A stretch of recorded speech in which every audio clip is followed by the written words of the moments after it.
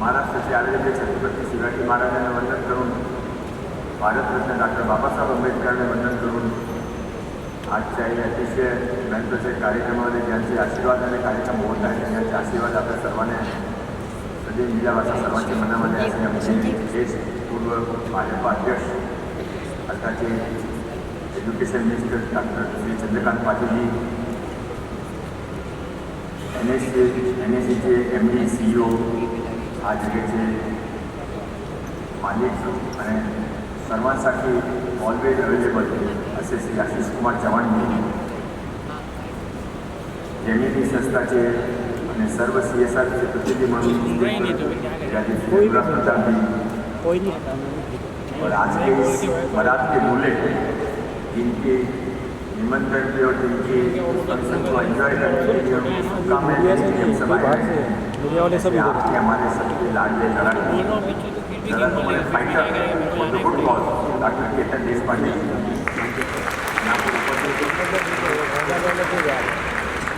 को आशीर्वाद देने के लिए आए हुए बुजुर्ग लोग, उनके परिवार के लोग, उनके मित्रगण, उनके टीचर्स और केतन जी आपके स्कूल के बच्चे वहाँ से बोनस आए। सभी प्यारे बच्चों, समय की मर्यादा है। केतन जी ने तो कहा कि मैं बड़ा भाषण लिख के आया था पर छोटा ही पढ़ता हूँ। मेरी तो प्रॉब्लम ये हो गई कि मेरा भाषण ही नहीं है मेरे हाथ के अंदर, बोलने की कोशिश करूँगा। पर अच्छा है, आपका टाइम सेव हो जाएगा, ज़्यादा लंबा नहीं हो सकता। आदमी लिख के तैयार होकर नहीं आता तो उसको शॉर्ट में समेटना पड़ता है। तो इस फ्यूल संस्था का पूरा नाम क्या है, इसमें इसकी पूरी कहानी छपी है। Friends union for energising life, friends union for energising life. तो जब ये बनी थी फ्यूल, तब इनको मालूम नहीं था कि ये इसके मिशन की बन जाएगी।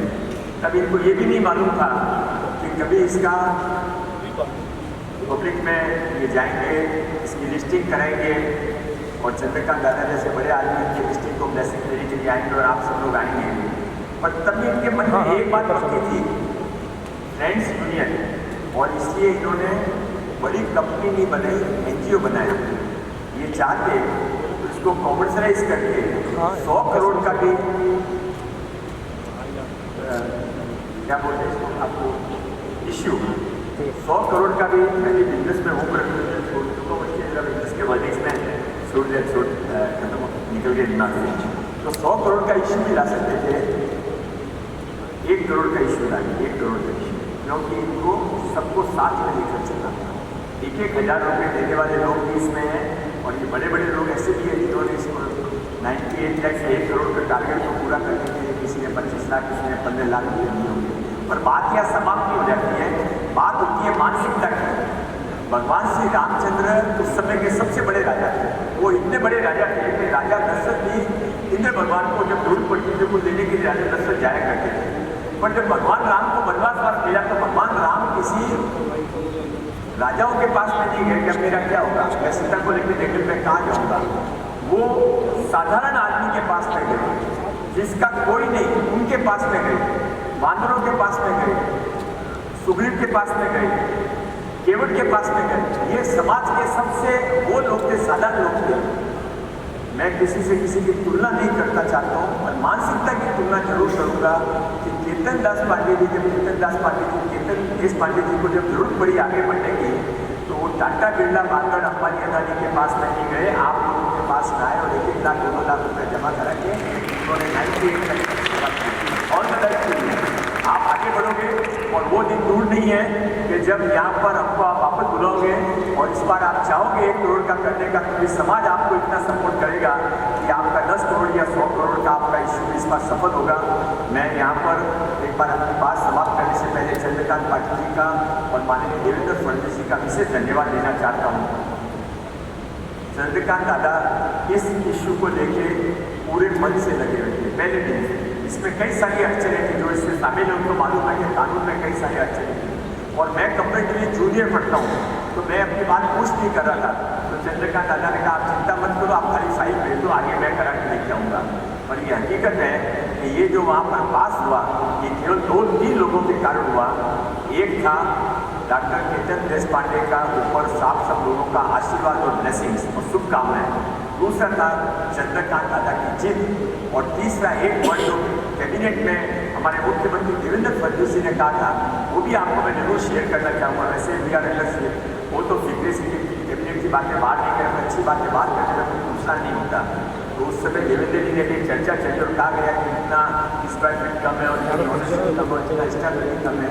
तो देवेंद्र जी ने कोई चर्चा और शुरू करी। उसके पहले का एक मिनट ठहरो, मैंने आज तक इतनी इसकी देखी है, मैंने इतने स्कीम में काम करने वाले लोग देखे हैं, उसमें द बेस्ट कोई है तो डॉक्टर केतन देशपांडे जी की स्कूल है। इस बार महाराष्ट्र बॉल में that is the reason we are here to enjoy much more. All the best to you. खाली एक बात छोटी सी और कहकर अपनी बात समाप्त कर दूंगा। स्किल और इनोवेशन, ये इसके बीच का फर्क बहुत छोटा सा है। तो क्या फर्क है इसको समझना हो तो एक बहुत साल पहले 4-5 साल पहले माननीय पंतप्रधान नरेंद्र मोदी जी के ऊपर एक पिक्चर आई थी और पिक्चर में भी किसी ने देखी हो नहीं तो गूगल पे मार के पिक्चर देख लेना। उस पिक्चर में एक सीन था, मोदी साहब बहुत साधारण परिवार के बड़ नगर के साधारण घर में रहते थे। घर में हर बरसात में छत से पानी टपकता था और उस समय ही में घर की स्थिति नहीं थी, आज भी नहीं है, तो छत को पूरा ठीक किया जाए, इसलिए हर बरसात में नीचे रखने जाती बाल्टी से पानी इकट्ठा हो जाता था। अब यहाँ पर स्किल और इनोवेशन का फर्क होता है। यदि कोई स्किल होती, स्किल ये होती कि वो पानी को जब गिरने के बाद में उसको बराबर कपड़ा लेके उसको साफ कर दिया जाता था। और इनोवेशन ये था कि नरेंद्र भाई मोदी जी की माँ ने वहाँ पर एक बाल्टी रखी, उसमें सारा पानी इकट्ठा किया, बाद में कपड़े से उस पानी को छाना और उस पानी को मटके में यूज किया, पीने के पानी की वहाँ पर कमी थी। ये जो इनोवेशन है, जो आसपास चलती हुई चीज़ें हैं, उसमें से कुछ असाधारण ढूंढ लेना, जो साधारण रोज मतलब में काम करने वाले तरीके हैं, उसमें से कोई नया तरीका ढूंढ लेना। आप सब इनोवेटर बने, न तो अदानी जी इनोवेटर बन के आए थे, न अंबानी जी की कभी पिक्चर गुरु किसी ने देखी हो तो एक फॉरेन की कंपनी के अंदर वो पेट्रोल भरा करते थे और उनके मन में था कुछ भी दृष्टि से बड़ा होने की इच्छा, हिम्मत, अपनी हिम्मत के ऊपर आप मन के राजा हो। नरेंद्र भाई मोदी जी की सरकार आपके साथ है, देवेंद्र फडणवीस जी की सरकार आपके साथ है, चंद्रकांत पाटिल जी और मैं आपके साथ हूँ। और सबसे ज़्यादा जिसी को हैंड होल्डिंग की जरूरत होती है वो डॉक्टर केतन देशपांडे जी फ्यूल आपके साथ है। आगे बढ़िए, सफल होइए। बहुत बहुत धन्यवाद। जय भारत। मेरे 47 साल के सामाजिक और राजकीय जीवन में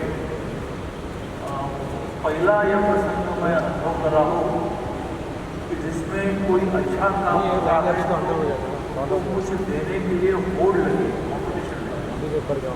अदरवाइज सामाजिक काम करने वालों ने अलग अलग व्यक्तियों के पास जाना, अपना काम प्रेजेंट करना, फिर वो कहेंगे बाद में देते हैं, तो फिर 1 लाख की अपेक्षा करना, 5,000 रुपये मिलना।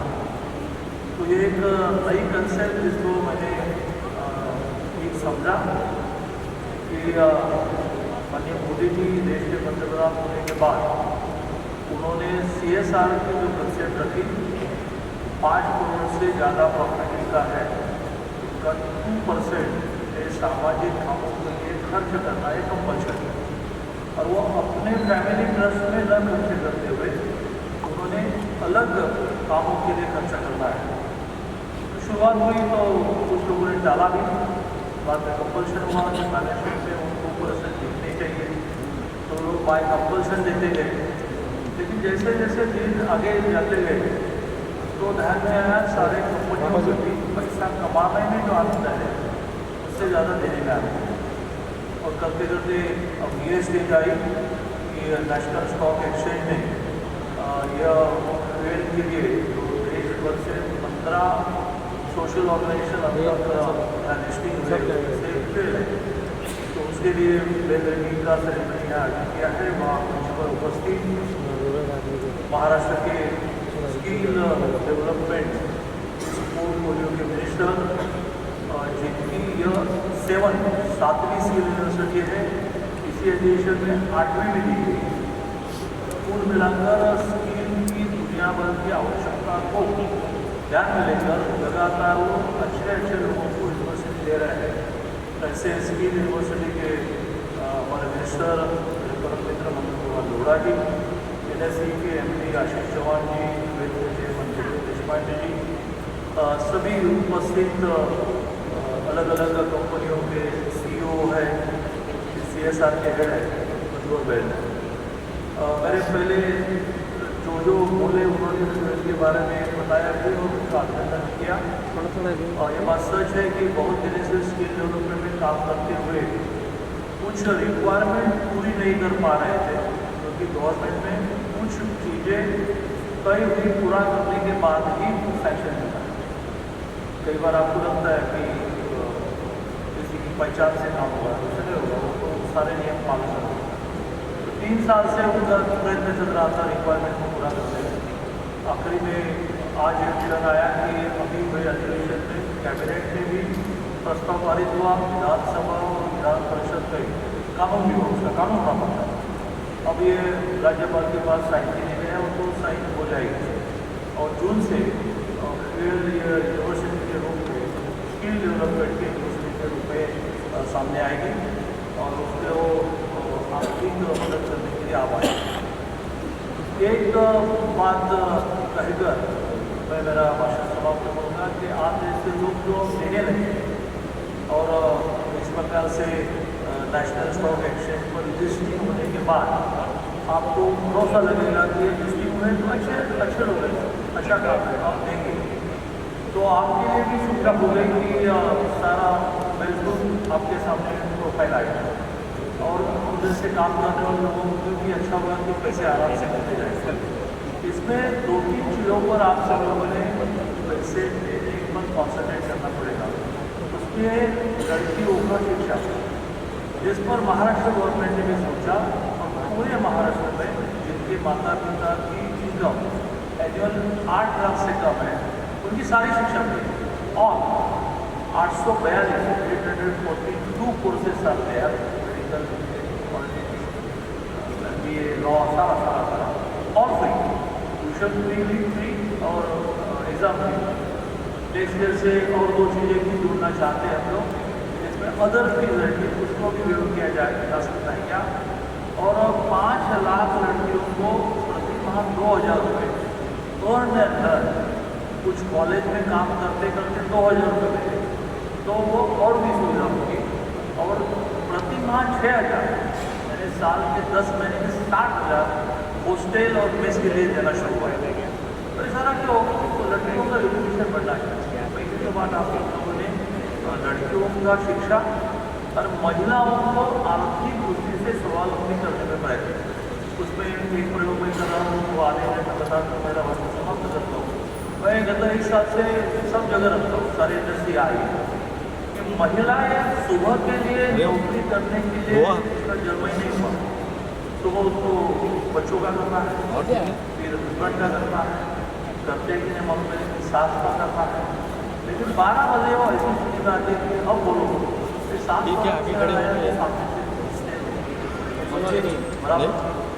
ऐसा होता है खास कर तो फिर आ रहे हैं फिर 12 से 5 ही घंटे उसमें उस बाजू जगह है। 7 बजे के पहले वो घर पहुँचे, लड़के स्कूल से आए तो माता घर में है, सास घर में आई, मंदिर में जाकर बहू घर में है, पति आया तो घर में है, तो काम भी करते हैं सुबह का शाम का समय फैमिली के लिए। उसके 5 साल के 5 घंटे के कैलकुलेट करके उसको पकड़ दिया है। तो 1 साल भर में विषय रखते हम टाटा ने मुझे बुलाया और इस कंसेप्ट को समझा, पुणे का बड़ा ब्रांड ने मुझे बुलाया, कंसेप्ट को समझा और वो इस दिशा में काम करने वाले। मैंने सोचा कि मेरे से शुरू करें, तो हमने यहाँ पर 300 महिलाओं को 5 घंटे का अलग अलग चीज़ें बनाई और उसके हम 10,000 बने। 12 से पहले आना नहीं, 5 महीने में रुकना है, 5 घंटे काम करो, 10,000 पर प्राप्त करो, सुबह और शाम के लिए बैठने के लिए अवेलेबल हो। मुझे लगता है कि ये थोड़ा लॉस मेकिंग वेंचर होता है, तो उसमें हम CSR डाल सकते हैं। बड़ा बिजनेस है, छोटे बिजनेस में लॉस मेकिंग में थोड़ा पैसा डाला, उसको कहा कि भाई महिलाओं को अच्छे पैसे मिले, मिले इससे काम हो। जैसे कई चीज़ें आने वाली करनी पड़ेगी और इससे नई कंसेप्ट हुई मेजेस्टिक होना है। मेरे तो अभी कुल मिलाकर 36 प्रोजेक्ट है अपार्ट कॉलोनीज, तो उसमें से 6 ऐसे जिससे तो साल भर में सारे हमारे थोड़ा करके हम स्कीम करेंगे ही, जिसमें गरीब महिलाओं के डिलीवरी अच्छे हॉस्पिटल में डिलीवरी होने के लिए दूसरे महीने से डिलीवरी तक सारा खर्चा से लेकर कई चीज़ें हैं। मैंने आज आने का कारण भी है कि चलो ये बड़ी सुविधा निर्माण के लिए अच्छे कामों के लिए पैसे मिल जाए। ट्वेल के केंद्र निष्पादन जी को मैं बहुत अभिनंदन करता हूँ, और मंगल जी हमारे ऐसे हैं कि वो बड़े बहुत आर्थिक स्थिति में नीचे है, लेकिन मन से वो नीचे से हमेशा क्रेडिट हासिल हो जाते हैं। लेकिन उनके डिपार्टमेंट का विषय वो साइन नहीं करते, साइन होने का जरूरत नहीं होता। लेकिन उन्होंने एक बात कही, वो सर कैबिनेट में जब ट्वेल्व का विषय आया तो देवेंद्र जी ने सबको रोककर कहा 3 मिनट ट्वेल्व को बोले, तो ट्वेल्व की जानकारी थी और उनको एप्रिशिएट करते हुए एक अच्छा काम है, उनको परमिशन तुरंत दो। फिर इनकी सेक्रेटरी है वर्मा ने भी कहा कि भाई बहुत पहले से जानते हो, तो सबने मिलकर ट्वेल्व को आगे बढ़ाया है और वो भी उस दृष्टि से काम कर रहे हैं। उनको अभिनंदन, और आप सबको भी ऐसे अच्छे कामों में आप कॉन्ट्रीब्यूट करो, इसकी अपेक्षा व्यक्त करते हुए मैं मेरा भाषण समाप्त। रामनवमी पण ते वेळी पण ज्याने गरज होती त्याने सिलेंडरसाठी मदत केली होती। आपण एक समजून घेतला पाहिजे की हे जे धार्मिक क्षण असतात त्यांच्यासाठी रेग्युलर सिलेंडर उपलब्ध नसतात, त्यांचे गॅस कनेक्शन पण नाही आहे, ते कधी कधी साल में 3-4 वेळा ते करतात, तो त्याने स्पेशल सपोर्ट नेहमी पाहिजे। माझ्याकडे जे काही आले ते शिर्डीचे संस्थाचे लोक आले होते, ते साईबाबा संस्थाचे, त्याने पण मी गॅस दिले, इथे जैन धर्माचे आले त्याने पण दिले, आता रामनवमीचे आले त्याने पण दिले। मी छगन भुजबळ साहेबने पत्र लिहून सांगितलं आहे की आता 2 दिवसानंतर हनुमान जयंती आहे, त्याच्यासाठी पण व्यवस्था करावा। 14 ऑक्टोबरला डॉक्टर आंबेडकर जयंती आहे, त्याने पण व्यवस्था करावा। हा काय चुकीचं आहे का? त्यामध्ये आपण धार्मिक सणासाठी रेग्युलर गॅस कनेक्शन उपलब्ध नाही आहे, सर्वांना माहीत आहे। मी सर्वांसाठी करतो। माझी विधानसभामध्ये कोणी आजही कोणाने माझ्याकडे लावून दिले तर मी नक्की त्याच्यासाठी करणार आहे। मी हा आक्षेपातून घाबरणार नाही आहे। हा माझी विधानसभाचे आमदार म्हणून माझी रेस्पॉन्सिबिलिटी आहे की माझे मतदाराचे संस्थाने काही गरज असेल तर माझे जे काही शक्य असेल त्याने मदत करू। यामध्ये ते माझे सर्वांना सांगायचे आहे की हा जातीमध्ये तेढ निर्माण करायचा आपला जे प्रयत्न आहे कधीतरी थांबा ना। आपली या हिंदू विरोधी मानसिकता झालेली आहे ते पण तुम्ही करा की तुम्ही या कित्येक कुठपर्यंत तुम्ही जाणार आहे। सर 2 लाइन हिंदी में हिंदी में दिला इतर धर्मासाठी पण मी लेटर दिली। सर हिंदी में 2 लाइन एक हिंदी सेकंड 2 लाइन मुख्यमंत्री म्हणत असतील की गॅस किंवा इंधनचा तुटवडा नाही अशा आहे, प्रकारचं नाही आहे, बरोबर आहे। गॅसचा तुकडा अजिबात नाही आहे, हा सत्य आहे। फक्त जे स्पेशल फंक्शन आता त्यांच्याकडे रेग्युलर गॅस कनेक्शनची सप्लाय नाही आहे, त्याने नेहमी ते प्रयत्न करतात। तो प्रयत्न मध्ये कोणाने मदत केली पाहिजे ते मी मदत केली। Sir 2 sir line Hindi Hindi में 2 लाइन हिंदी में सर 2 लाइन हिंदी में। सर आज आपने एक लेटर लिखा हुआ था जिसकी वजह से काफ़ी ज़्यादा उथक पथक हो रही है सर पॉलिटिक्स। ऐसा है कि अभी ये फैशन हो गई है, और ख़ास करके उन लोगों के लिए जिनका जब राज था तो वो नमाज तो सड़कों पे अलाउड करते थे, और गणपति मंडलों के उस समय उन्होंने रोक लगाई थी। ये वही लोग हैं जो कोई भी हिंदू क्षण आए तो कुछ लोगों को खुश करने के लिए उसका विरोध करते हैं। मैंने ऐसा ही पत्र रामनवमी के लिए भी गैस कनेक्शन के लिए मदद की। मैं ऐसा ही पत्र मैंने हनुमान जयंती 2 दिन बाद उसके लिए भी लिखा है। और पत्र छोड़िए, मेरी विधायक होने के नाते, एमएलए होने के नाते, धारासभ्य होने के नाते मेरी जिम्मेदारी है कि मेरी विधानसभा के अंदर किसको कोई भी ज़रूरत हो, तकलीफ हो तो मैं उसको करूं। गैस का टुकड़ा महाराष्ट्र में नहीं है, देश में भी नहीं है, पर ये जो धार्मिक क्षण होते हैं इसमें स्पेशल उस समय गैस की उपलब्धता करानी पड़ती है, शुरू हर बार करानी पड़ती है। और इसके लिए चाहे वो रामनवमी हो, चाहे जैनों का स्थान हो, चाहे वो हनुमान जयंती हो, चाहे डॉक्टर अंबेडकर जी का दिन आएगा तभी 14 अप्रैल को मैं लोगों के लिए उपलब्ध रहूँगा। मैं ऐसी बातों से घबराने वाला नहीं हूँ। मुझे अभी भी लगता है कि ये हिंदू विरोधी, हिंदू क्षणों के विरोध में वातावरण क्रिएट करने का जो कुछ लोगों का षड्यंत्र है, वो षड्यंत्र लोगों के सामने इसका पर्दाफाश होना चाहिए और ये कभी न कभी बंद भी होना चाहिए। हिंदुस्तान है, हिंदुस्तान के अंदर हिंदू क्षणों के ऊपर हर बार प्रतिबंध उठाना, मांग करना, विरोध का वातावरण तैयार करना, ये कहाँ तक सही है मैं कहना नहीं चाहता हूँ, पर 10 दिन पहले रोजे होके गए, तभी किसी ने पूछा गया कि मालवणी में कहाँ से गैस सिलेंडर आए। अभी आज किसी के हिंदुओं के क्षण आ रहे हैं तो इनको 4 सवाल मन में खड़े हो जाते हैं। 47 वर्षाच्या सामाजिक आणि राजकीय जीवनामध्ये हा कार्यक्रम असा मी अटेंड केला की ज्याच्यातून सामाजिक काम करताना जो आर्थिक चणचण असते त्या विषयातला एक कॉन्फिडन्स मला आला की फार मोठ्या प्रमाणावर CSR हे तर कायद्याने कंपल्शन झालं, पण आज इथे लिस्टिंग केली आपली सामाजिक संस्था। अनेक इंडस्ट्रीज ज्यांना CSR द्यायचा असतो त्यांना स्क्रुटिनी करावी लागणार नाही की संस्था चांगली आहे की नाही, द्यावं की नाही।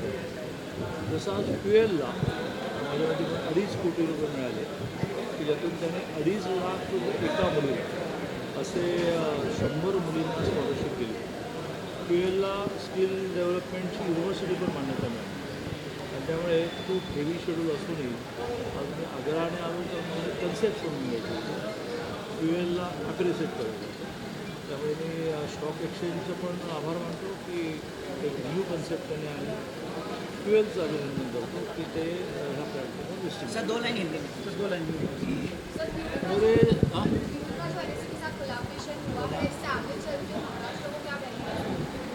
फ्यूल का NSE से कोलैबोरेशन नहीं हुआ।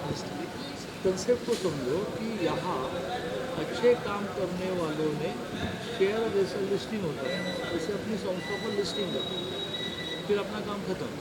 फिर जिनको डोनेशन देना है उनको अब विचार करने की आवश्यकता नहीं, यहाँ लिस्टिंग हुआ वेल ऑर्गेनाइजेशन।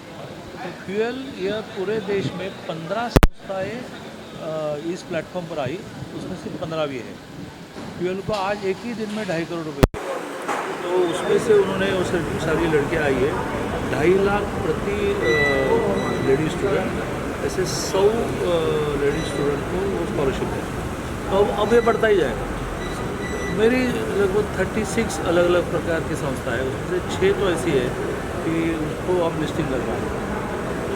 जब सामाजिक काम करते हैं, महिला सबलीकरण हो, बच्चों को काम करना, सीनियर सिटीजन को काम करना, तो पैसे का बड़ा प्रश्न रहता है, कहाँ से पैसे लाएं।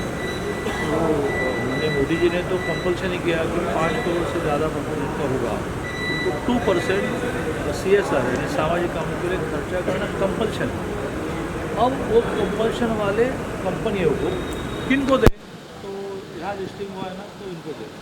ऐसा एक बहुत ही नया विषय आज ध्यान में आया, इसलिए मैं उस विषय को समझने के लिए आया क्योंकि I am less politician and more social. हाँ, तो फ्यूएल को यूनिवर्सिटी करके भी मानते हैं। So one question we use. The question is that you spoke about the girl child education policies in Maharashtra and the kind of assistance that the Maharashtra government would be providing. What are those policies and means like you're looking at, and how are you going to provide the financial assistance to the girl child and women? अभी महाराष्ट्र में कुल मिलाकर 43 lakh college going students है, उसमें 14 लाख इतना व्यस्त प्रमाण है यह लेडी स्टूडेंट छात्रा है। उसको यदि बढ़ावा देना है तो उनकी एजुकेशन फ्री करनी पड़ेगी। तो लास्ट ईयर से उनकी आधी फी गवर्नमेंट भरती थी, उसको पूरा किया। तो अभी 842 कोर्सेज में उसको पढ़ते वक्त ट्यूशन फी नहीं देनी है, मेडिकल से लेकर और एग्ज़ाम फी में देनी है।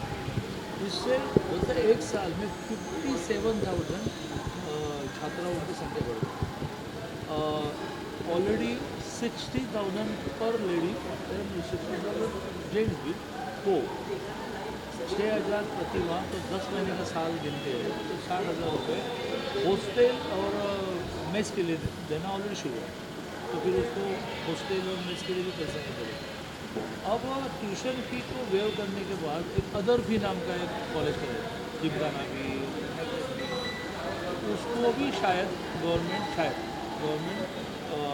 पहले तो उनको मॉनिटर करना कि इतनी क्यों लेते हो भाई, और जो बनेगी वो गवर्नमेंट देने का प्रयत्न करेगी। तो no tuition fee, no other fee, no exam fee and hostel में सारा होगा।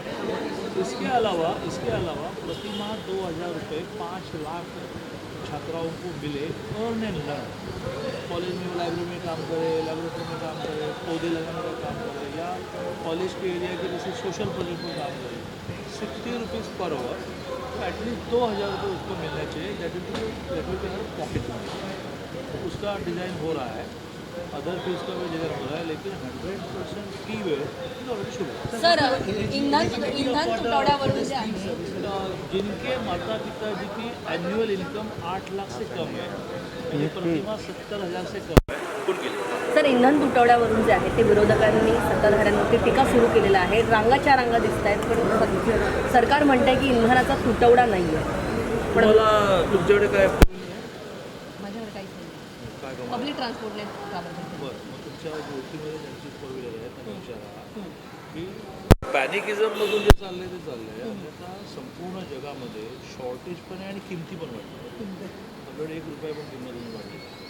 हां, गॅस सिलेंडरमध्ये सुद्धा घरगुती गॅस सिलेंडरमध्ये कुठेच प्रॉब्लेम, लोक आपलं काय होतं पॅनिकिझम जास्त घेऊन जातात।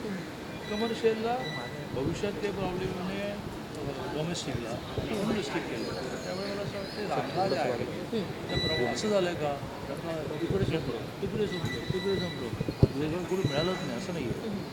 आणि त्यामुळे त्या रांगा ही ज्या वेळेला लक्षात आलं की असं काही प्रॉब्लेम मोठा येणार नाही, हळूहळू रांगा कमी होणार। मोदीजींचं कौतुक करण्याच्या विरोधकांनी टीका करायची असते, पण अशा नॅशनल इश्यूजवर ज्यात संपूर्ण देशाने एकत्र राहिलं पाहिजे त्या टीका करण्याची मजा नाही। सर अशोक खरात या पॅटर्नमध्ये दीपक केसरकर असं म्हणतात की 39 आमदारांनी भेट दिली मला वाटतं होती। या विषयामध्ये जे म्हणायचं ते ह्या 1.25 महिन्याच्या अधिवेशनामध्ये वारंवार मुख्यमंत्र्यांनी म्हटलं। थँक्यू। माझं नाव डॉक्टर केतन देशपांडे, मी फ्युअल संस्थेचा संस्थापक अध्यक्ष। आज महाराष्ट्राचे कौशल मंत्री माननीय मंगलप्रभात लोढाजी, माननीय शिक्षण मंत्री माननीय चंद्रकांत दादा पाटील यांच्यासोबत फ्युअल संस्थेने सोशल स्टॉक एक्सचेंजवर आज आपला प्रकल्प लिस्ट केला आहे। या प्रकल्पाचं वैशिष्ट्य असं की वेगवेगळ्या कानाकोपऱ्यातनं भारतातनं डोनेशन देऊन CSRच्या माध्यमातून इंडिव्हिज्युअल सोशल रिस्पॉन्सिबिलिटीच्या माध्यमातून 40 मुलींचं शिक्षण मोफत होणार आहे, आणि हा 40ला न थांबता आपण 400पर्यंत घेऊन जाणार आहोत। कौशल विद्यापीठाची पण मान्यता मिळाली आहे महाराष्ट्र सरकारकडनं, जेणेकरून आपण भारतीय विद्यार्थ्यांना आणि महाराष्ट्रातल्या खास करून विद्यार्थ्यांना कौशल्य देऊन त्यांना उभं करणार आहोत, असा आमचा ह्या प्रकल्पाचा मानस आहे। आम्ही सगळ्यांना कॉर्पोरेट जगतला पण विनंती करतो की तुम्ही समोर येऊन तुम्हाला नेमकं कोणतं कौशल्य पाहिजे हे आमच्या विद्यार्थ्यांना सांगा। आमच्यासारख्या संस्था आहेत ज्या त्यांना ट्रेनिंग देतील, काउन्सिलिंग करतील, मेंटरिंग करतील, स्कॉलरशिप्स पण देतील, आणि तुम्हाला योग्य मनुष्यबळ पण पुरवेल। अशा प्रकारे आम्हाला महाराष्ट्रातल्या तरुणांना पण सगळ्यांना सांगायचं आहे की तुम्हाला जर शिष्यवृत्तीवर चांगलं कौशल्य शिक्षण शिकायचं असेल तर जरूर आमच्या संस्थेबद्दल माहिती घ्या, आणि आम्ही तुम्हाला ते शिक्षण देण्याचा प्रयत्न करू। धन्यवाद।